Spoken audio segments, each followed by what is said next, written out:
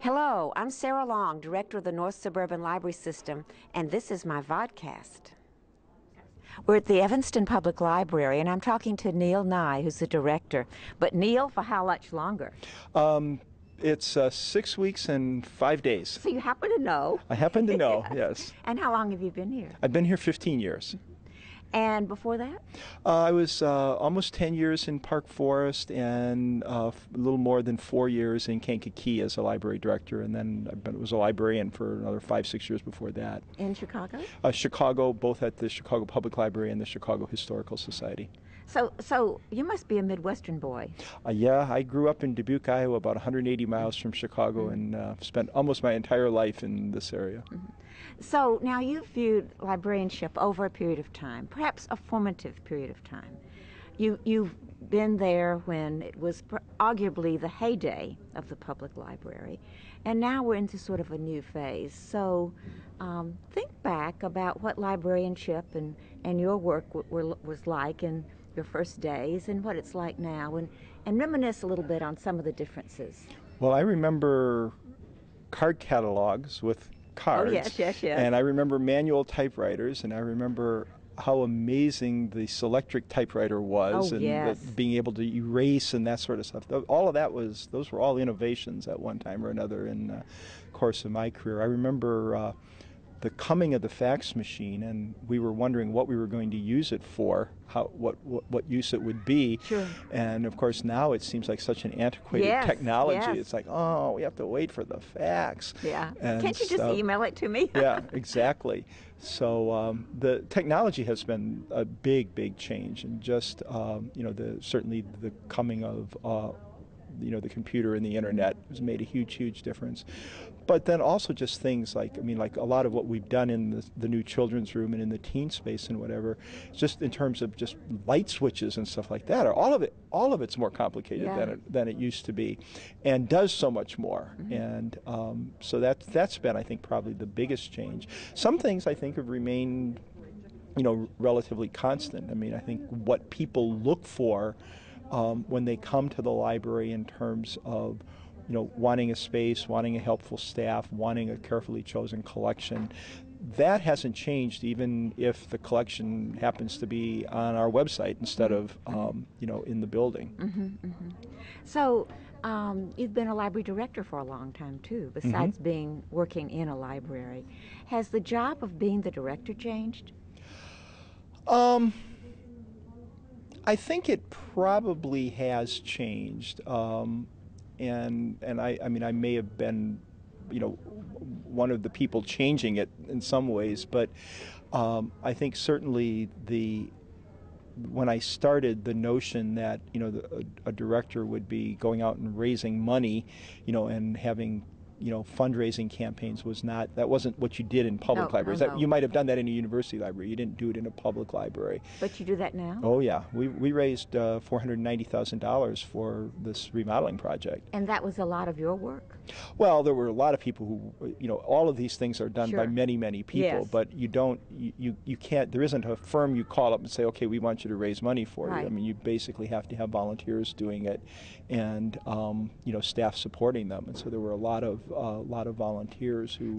So during the thick of this, what percentage of your time would you say you spent on fundraising? Oh, 30-35% maybe. Pretty significant. Yeah. So what advice would you have to someone going into library administration, particularly public library administration today? Oh. What are the skills you need? What are the skills you need? You need to be able to talk, and you need to be able to write. I think those are the big things. You need to be able to express yourself in writing. You need to be able to deliver a speech. You need to be able to do a presentation. And then the things that and then adding on to that. If you can do that presentation with good audio visuals, it's all the better. But those are really the prime things. Everything else that I learned in library school helps me talk with my staff, but it's not something that I do on a day-to-day basis at all. It's really, and then I think the other thing is working with groups. I was fortunate very early in my career to or actually not in my career, very early in my schooling, to have thought I was going to be a social worker, and have spent some time studying group dynamics in a school of social work. And I think that has been, in many respects, some of the most valuable Really? skills that I ever learned in terms of being able to work with boards and committees and that sort of thing. So I think that's a very, very useful. Yes, yes, I would say that too. But look ahead now, and what do you see for the future of librarianship? Oh boy, that's the big question. Yeah. That's actually one of the reasons I think why people retire, is you get to a point where you can't see that future until you hope there's somebody else who is seeing it. I think that there's probably always going to be a need for carefully chosen, publicly owned collections. Whether there's going to be physical objects in those collections, 50 or 100 years from now, I think is a pretty open question. The interesting thing to me in the last several years has been how electronic files of every format have taken off in a big way, except the book, which is the easiest one to put in electronic format, and that's the one that people cling to the most in its traditional format. And I'm one of those clingers myself. But whether the physical objects are going to continue to exist, I don't know. But I think that, regardless of whether things exist physically or electronically, there's bright people are going to need larger collections than they can afford for the foreseeable future. And so publicly, so they can't get everything on the internet?